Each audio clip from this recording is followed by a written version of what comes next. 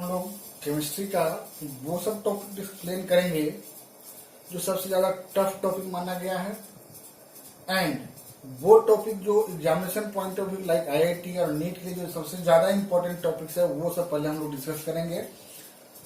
तो ज्यादा टाइम लेते हुए नहीं लेते हुए हम लोग सीधे पहुंचते हैं। सबसे पहले जो टॉपिक है, बहुत बच्चों का रिक्वेस्ट भी आया था आयनिक इक्विलिब्रियम स्टार्ट करने के लिए। बच्चे, आयनिक इक्विलिब्रियम काफी इंपॉर्टेंट टॉपिक है और आपको पता है कि फिजिकल केमिस्ट्री का यह काफी बड़ा टॉपिक भी और काफी इंपॉर्टेंट टॉपिक है। तो फर्स्ट आज हम लोग एक्सप्लेन करेंगे क्या, आयनिक इक्विलिब्रियम। अब देखिए, आयनिक इक्विलिब्रियम, इक्विलिब्रियम का मतलब आप लोग समझते हैं कि किसी भी दो चीजों के बीच में हम लोग क्या करना है, हमको इक्विलिब्रियम मेंटेन करना है। और उससे पहले क्या, आयंस है, दैट मीन्स कि आयंस का इक्विलिब्रियम हमको मेंटेन करना है।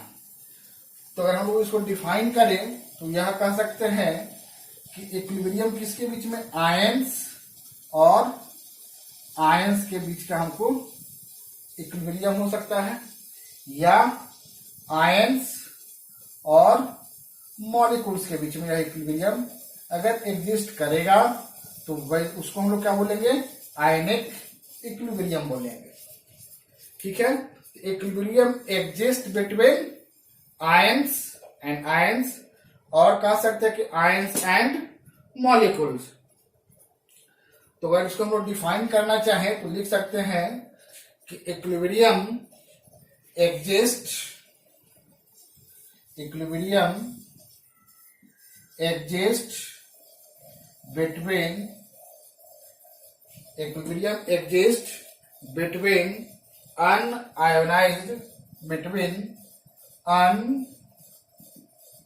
unionized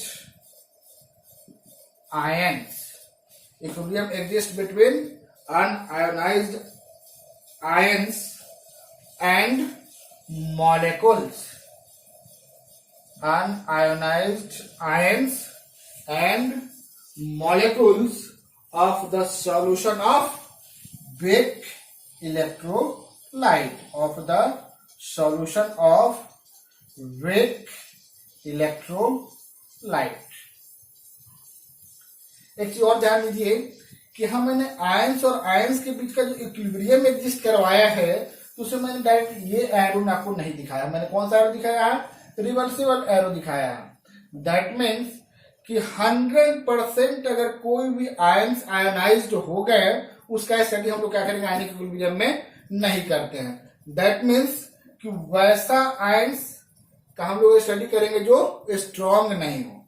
अब बात आती है कि आयंस कहां से आया, तो आयंस के बारे में सबसे पहले किसने बताया था हम लोगों को, फैराडे साहब ने।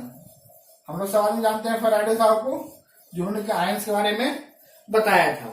फैराडे साहब ने कहा था कि अगर कोई भी एक्वस सॉल्यूशन है, अकॉर्डिंग टू फैराडे, अगर कोई भी एक्वस सॉल्यूशन में दो तरह के होंगे, एक जिससे कि इलेक्ट्रिसिटी पास होगा, इलेक्ट्रिसिटी कंडक्ट होगा, और एक क्या होंगे, इलेक्ट्रिसिटी जिसमें कंडक्ट नहीं होंगे, इलेक्ट्रिसिटी नॉट कंडक्ट। दो तरह के होंगे, क्या, इलेक्ट्रिसिटी कंडक्ट होंगे और एक में क्या होंगे, इलेक्ट्रिसिटी कंडक्ट नहीं होंगे। तो जिसमें इलेक्ट्रिसिटी कंडक्ट होंगे, ठीक है, उसको क्या कहेंगे हम लोग, सॉल्यूशन, या इसको हम लोग क्या बोलते हैं, इलेक्ट्रोलाइट बोलेंगे, इलेक्ट्रोलाइट या सॉल्ट सॉल्यूशन बोलेंगे। और जो नहीं करेगा उसको हम लोग क्या बोलेंगे, नॉन इलेक्ट्रोलाइट बोलेंगे। क्या बोलेंगे, नॉन इलेक्ट्रोलाइट बोलेंगे। क्या मैंने कहा कि वैसा सॉल्यूशन जो इलेक्ट्रिसिटी पास करता है उसको क्या कहेंगे हम लोग, इलेक्ट्रोलाइट कहेंगे। दैट मीन्स कि कंडक्ट इलेक्ट्रिसिटी, और एक नॉन इलेक्ट्रोलाइट होंगे,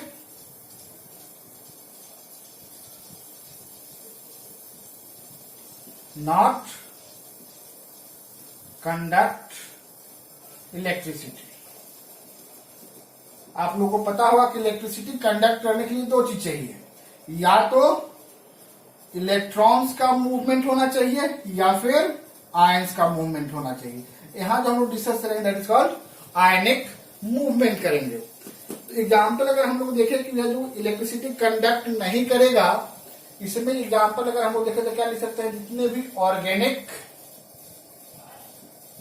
सॉल्वेंट होंगे, जितने भी ऑर्गेनिक सॉल्यूशन होंगे, लाइक शुगर सॉल्यूशन कह सकते हो, एग्जाम्पल शुगर सॉल्यूशन। यह क्या करेगा, इसको अगर हम लोग सॉल्यूशन डालते हैं, वाटर में डालेंगे, तो यहां से इलेक्ट्रिसिटी पास नहीं करेगा। रीजन क्या है, क्योंकि यहाँ पे आयंस हमारा क्या हो रहा है, फॉर्म नहीं कर रहा है।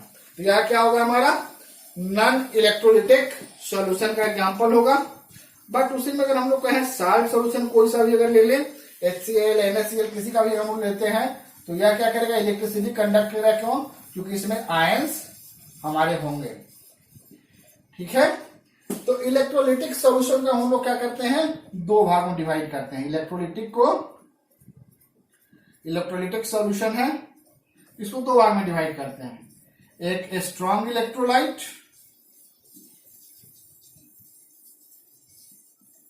और एक वीक इलेक्ट्रोलाइट कहेंगे, स्ट्रॉन्ग एंड वीक इलेक्ट्रोलाइट। फिर से देख लीजिए, मैंने क्या कहा कि आयनिक इक्विलिब्रियम में इक्विलिब्रियम किसके बीच में एग्जिस्ट कराना है हमको, आयंस के बीच में इक्विलिब्रियम एग्जिस्ट होना चाहिए। आयंस के बीच हो सकता है इक्विलिब्रियम, या आयंस और मॉलिक्यूल्स के बीच हो सकता है। दोनों में से किसी के साथ अगर इक्विलिब्रियम एग्जिस्ट करता है उसको हम लोग क्या कहेंगे, आयनिक इक्विलिब्रियम कहेंगे। आयंस की बात करें तो आयंस सबसे पहले किसने डिस्क्राइब करा था, फैराडे साहब ने। उन्होंने कहा था कि आयंस क्या होंगे, जो एक दो तरह के सॉल्यूशन होंगे हमारे पास, क्या, एक इलेक्ट्रोलिटिक सॉल्यूशन, एक non electrolytic solution. Electrolytic solution क्या होंगे, जो इलेक्ट्रिसिटी कंडक्ट करेगा, और नॉन इलेक्ट्रोलिटिक सॉल्यूशन जो कि इलेक्ट्रिसिटी कंडक्ट नहीं करेगा। इसमें जितने भी हमारे ऑर्गेनिक सॉल्वेंट होंगे, सॉल्यूशन होंगे, they are called non electrolytic solution.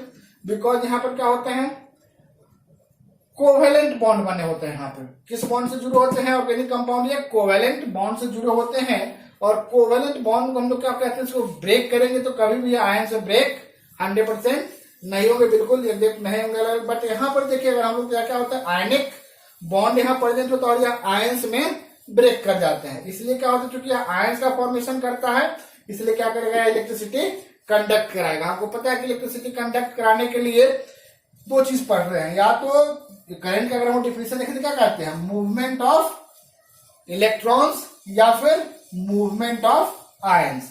तो मूवमेंट ऑफ इलेक्ट्रॉन्स की बात हम लोग फिजिक्स में करते हैं, करंट इलेक्ट्रिसिटी में। बट हम लोग जो केमिस्ट्री का पोर्शन है उसमें क्या करेंगे, हम लोग आयंस की बात करेंगे।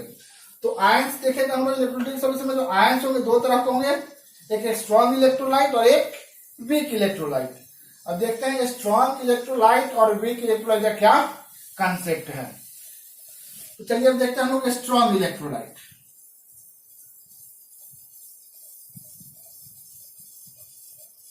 स्ट्रॉन्ग इलेक्ट्रोलाइट किस इलेक्ट्रोलाइट को बोलते हैं, तो स्ट्रॉन्ग इलेक्ट्रोलाइट में होते हैं कि अगर मैं इस तरह के सॉल्यूशन को, जो इलेक्ट्रोलाइट है सॉल्यूशन में क्या होंगे 100% या फिर मैक्सिमम अमाउंट इसका क्या होता हो, डिसोसिएट करता हूं, तो विच लिख लेंगे आप लोग, which dissociate in maximum, which dissociate in maximum extent or almost complete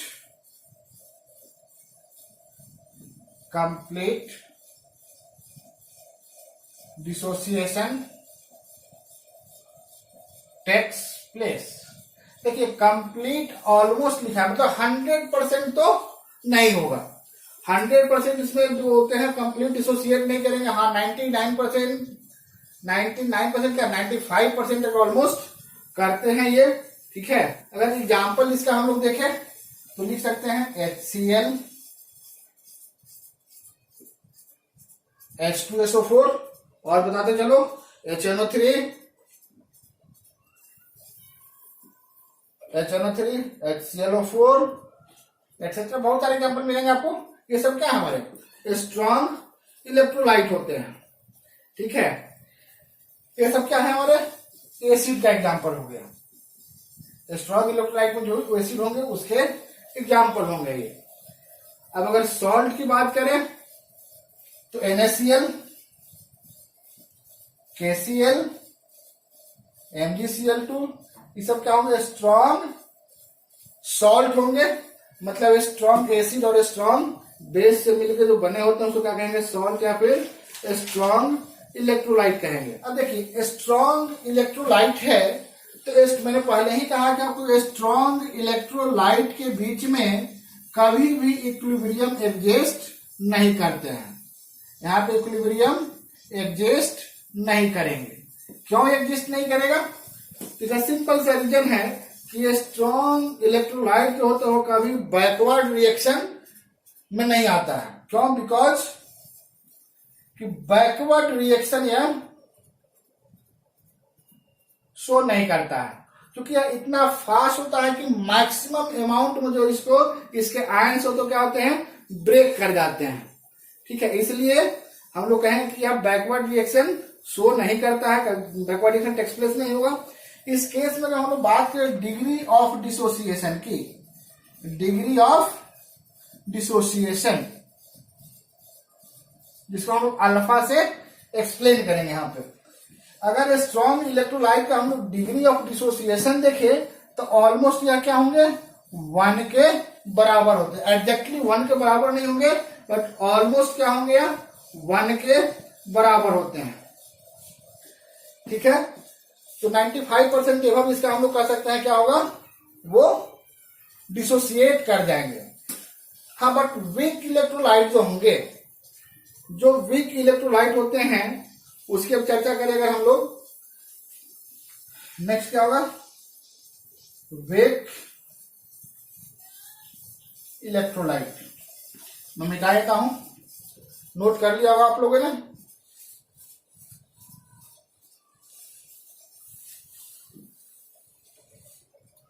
weak electrolyte की बात करें तो क्या लिख सकते हैं the electrolyte which dissociate in a small amount or extent,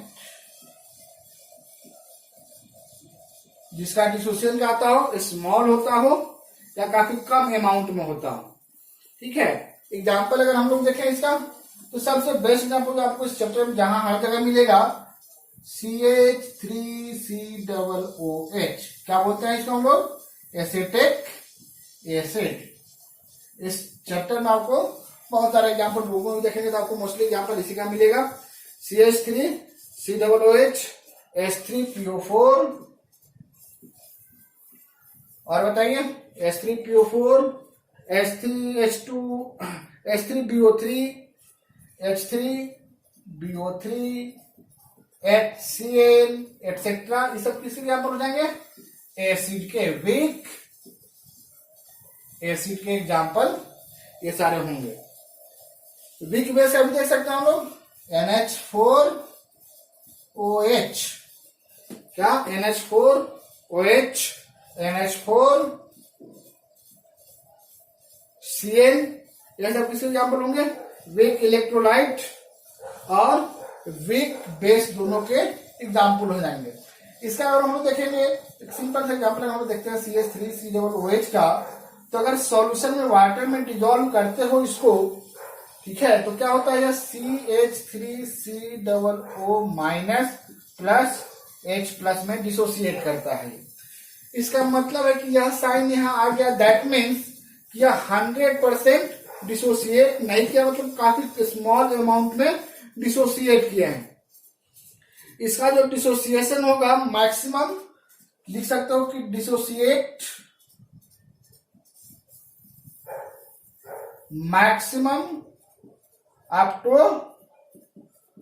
5%, मतलब कि इसका जो डिग्री ऑफ डिसोसिएशन की बात करें, अगर हम लोग डिग्री ऑफ डिसोसिएशन की बात करें तो डिग्री ऑफ डिसोसिएशन अल्फा होंगे वह लेस देन क्या होंगे 5% या 0.05 से मोलर से क्या होंगे, इतना मोलर से कम होंगे। तो मैंने कहा था कि स्ट्रॉन्ग इलेक्ट्रोलाइट अप टू 95% तक डिसोसिएट कर जाते हैं, या और इसलिए हम उसे क्या बोलते हैं, ऑलमोस्ट 100% बोलते हैं। बट या क्या होते हैं, मैक्सिमम टू मैक्सिमम 5% तक डिसोसिएट करेंगे, इसलिए डिग्री ऑफ डिसोसिएशन क्या होता है इसका, लेस देन 5% होते हैं। अब बात आती है क्या कि डिग्री ऑफ डिसोसिएशन है क्या। एक टर्म यहां आया डिग्री ऑफ डिसोसिएशन, तो देखते हैं डिग्री ऑफ डिसोसिएशन क्या है। तो देखिए डिग्री ऑफ डिसोसिएशन हम लोग कहेंगे तो मॉलिक्यूल्स के रिस्पेक्ट में हम लोग इसका चर्चा करते हैं। जैसे सबसे पहले लिख लेते हैं इसको हम लोग, डिग्री ऑफ डिसोसिएशन अल्फा। अगर अल्फा बराबर अगर हम लोग लिखना चाहें तो कितना मॉलिक्यूल्स डिसोसिएट किया और टोटल नंबर ऑफ मोल्स मैंने कितना लिया था, तो लिख सकते हो अल्फा बराबर number of moles dissociate, number of moles dissociate upon total number of moles of electrolyte, upon क्या होंगे, total number of moles of electrolyte. याद रखिएगा, इसको ध्यान में रखिएगा। डिग्री ऑफ डिसोसिएशन, सपोज करो कि अगर मैं 100 क्या लेता हूं, इलेक्ट्रोलाइट का मोल्स लेता हूं, इसमें से कितना डिसोसिएट किया, मेरा 5 अगर डिसोसिएट करता है तो अल्फा निकालेंगे तो क्या होगा, नंबर ऑफ मोल्स डिसोसिएट कितना है मेरा 5, टोटल कितना लिया मैंने 100, दैट मीन्स 0.05 यह हो गया।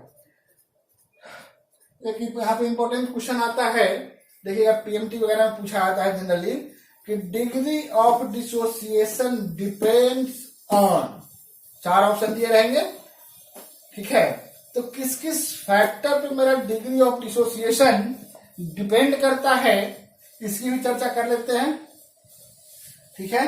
तो डिग्री ऑफ, यहां पे लिख लो, factors affecting degree of dissociation, that means alpha. तो एक चीज देखो, डिग्री ऑफ डिसोसिएशन, अगर मेरा स्ट्रॉन्ग इलेक्ट्रोलाइट है, ठीक है, या कह सकते हो कि नेचर ऑफ सॉल्यूट और नेचर ऑफ सॉल्वेंट। अगर सॉल्यूट मेरा क्या है, उसका नेचर कैसा है, स्ट्रॉन्ग इलेक्ट्रोलाइट का है, तो डिग्री ऑफ डिसोसिएशन क्या होगा, मैक्सिमम होगा। अगर वीक है तो कम होंगे उसके। तो लिख सकते हो सबसे पहला क्या हो गया यहाँ पे, नेचर ऑफ सॉल्यूट लिख सकता हूं, ठीक है। दूसरा नेचर ऑफ सॉल्वेंट लिख सकते हो। दूसरा कंसंट्रेशन ऑफ सॉल्यूशन पे भी डिपेंड करेगा, किस पे, कंसंट्रेशन ऑफ सॉल्यूशन पे डिपेंड करेगा। और रिएक्शन हो रहा है तो टेम्परेचर पे भी डिपेंड करेगा, तो टेम्परेचर पे भी क्या करेगा, डिपेंड करेगा। टेम्परेचर ऑफ सॉल्यूशन हम लोग कह सकते हैं, इस पे भी डिपेंड करेगा, ठीक है। अब देखिए यह दोनों चीज तो वेल नोन है। अब कंसंट्रेशन ऑफ सॉल्यूशन की बात करें तो कंसंट्रेशन ऑफ सॉल्यूशन का मतलब है कि अगर डाइल्यूशन हम लोग बढ़ाते जाएंगे, ऑन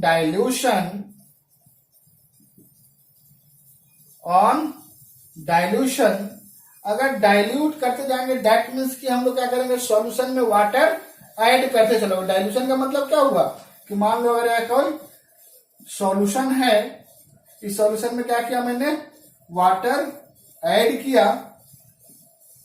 तो यह जो डिसोसिएट किया, मान लेते हैं अगर इसमें 2 मॉलिक्यूल्स या 2 मोल्स इसके डिसोसिएट किए, फर्दर फिर और वाटर इसमें मैंने क्या किया, ऐड किया, और वाटर ऐड किया, तो देखते क्या है कि डाइल्यूशन इसका बढ़ता चला जाता है। तो यहां देखेंगे क्या इसका जो आयंस का डिसोसिएट होने हैं 5 हो गए, 7 हो गए, इस तरह से इंक्रीज करते जाता है। मतलब ओस्टवार्ड डाइल्यूशन लॉ यहाँ पर क्या होगा, फॉलो करेगा। क्या करेंगे, ओस्टवार्ड डाइल्यूशन लॉ जो हम लोग जानते हैं वह यहाँ पे फॉलो होगा। इसका मतलब कि डाइल्यूशन जैसे जैसे बढ़ाते जाएंगे, ऑन डाइल्यूशन इंक्रीजेज, लिख सकते हो on dilution increases dissociation constant का डिसोसिएशन क्या करेगा, वो भी इंक्रीज करेगा। तो याद रखोगे इसको कि डाइल्यूशन बढ़ाने पर, डाइल्यूशन क्या होता है कि किसी भी सोल्यूशन में वाटर का एडिशन हम लोग क्या करेंगे, उसको डाइल्यूट करना हुआ, तो डाइल्यूशन बढ़ेगा तो क्या होगा, इसके डिसोसिएशन इंक्रीज करता चला जाएगा। और टेम्परेचर बढ़ाएंगे तो टेम्परेचर बढ़ाने पर क्या होते हैं, हम आयंस उसके ज्यादा से ज्यादा ब्रेक करेंगे, ठीक है। तो ज्यादा से ज्यादा आयंस फॉर्म करेगा तो डिसोसिएशन कांस्टेंट, उसका डिग्री ऑफ डिसोसिएशन क्या होगा, बढ़ता चला जाएगा, ठीक है। तो कह सकते हो चीज और कि degree of dissociation is directly proportional किसके होंगे, टेम्परेचर के। जैसे जैसे टेम्परेचर बढ़ाओगे डिग्री ऑफ डिसोसिएशन इंक्रीज करता चला जाएगा, ठीक है।